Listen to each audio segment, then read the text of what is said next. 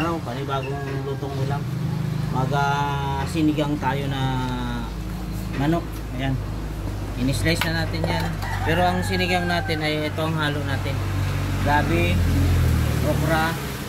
Ayan. Sinama ko na rin yung maluma na carrots. Ayan, para sayang din. Saka repolyo. Ayan, mag-iwan na tayo ng ricado mga lods. Lagyan natin ng luya pag tanggal ng lansa.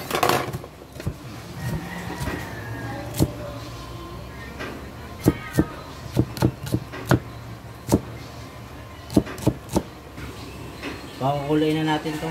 So may tubig na tayong pakukuloyin. Lalagay na natin yung ating ricado. Pag kumulo yan, yan, sasabay na natin itong mga manok na chinap natin. Sinigang to pero repolyo lang ang sasawag natin na gulay. Pag kumulo yan, ilalagay na natin yung mga gulay. Palambutin lang natin ito.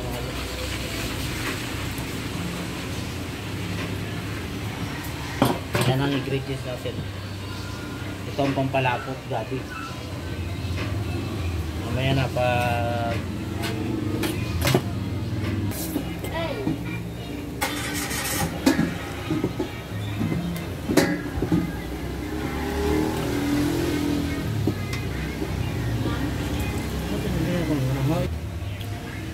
ay, naiwanan natin yung kamatis. Ihabol natin habang pinapalambot natin ng manok.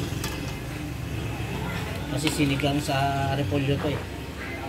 Sinigang sa repolyo. Lalagay na natin yung mga pampalasa.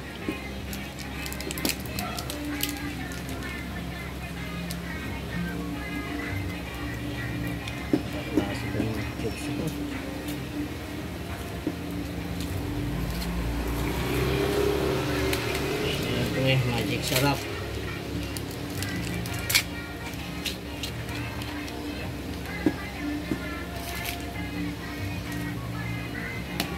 Lagyan natin at ilalagay na natin ang gabi para lumambot na. Lumapot ang ating sinigang na manok, sinigang sa repolyo.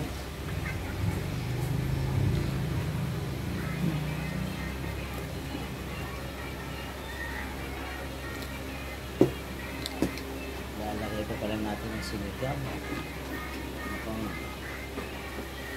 pang-uli na yung pang-asin.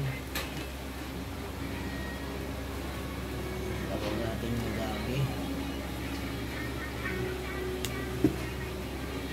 Ayan, mas masarap yun. Sabay na natin itong carrots.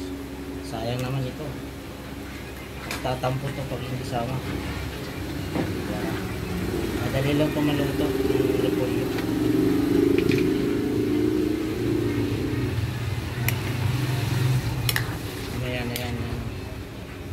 Kailangan malambot na yung gabi. Pero tikman natin.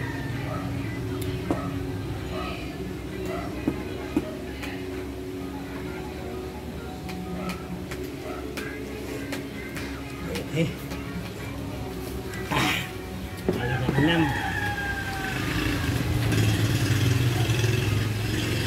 Wala tayong pangkakit. Ito na lang.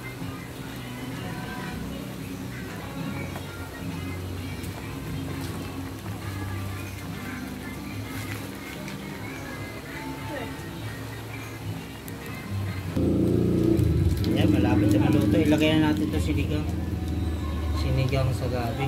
Ibang klase ng plastic na yun.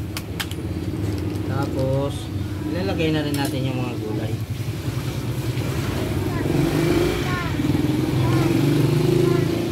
Pwede niyong gayahin ang luto na ito. Matikman yung ganitong klase ng luto. Huwag puro kangkong. Pwede rin naman repolyo. Pero may okra pa rin yan.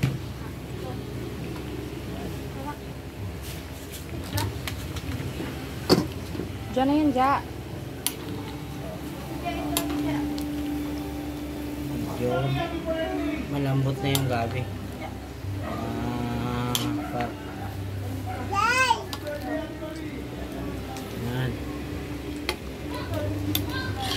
Kitang-kita nyo pa lang. Sa itsura pa lang, nakakatakam na. Ayan. Malamot na ang gabi.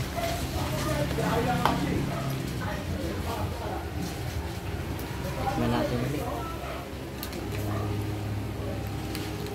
Tikman natin. Ay, napakasarap. Masim-masim, ayan o. Gado. Nakikita nyo, ayan. Napakasimple lang lutuin. Repolyo lang. Imbis na kangkong, repolyo ihalo niya. Ito sinama ko na kasi tira na kaysa mga sira. May gabi. Malambot na ang gabi. Malambot na. Luto na to. Sinigang na manok sa repolyo. Ayan. May gabi. Ayan. Gabi natin. Thank you for watching mga lods. So, maraming salamat sa viewers natin.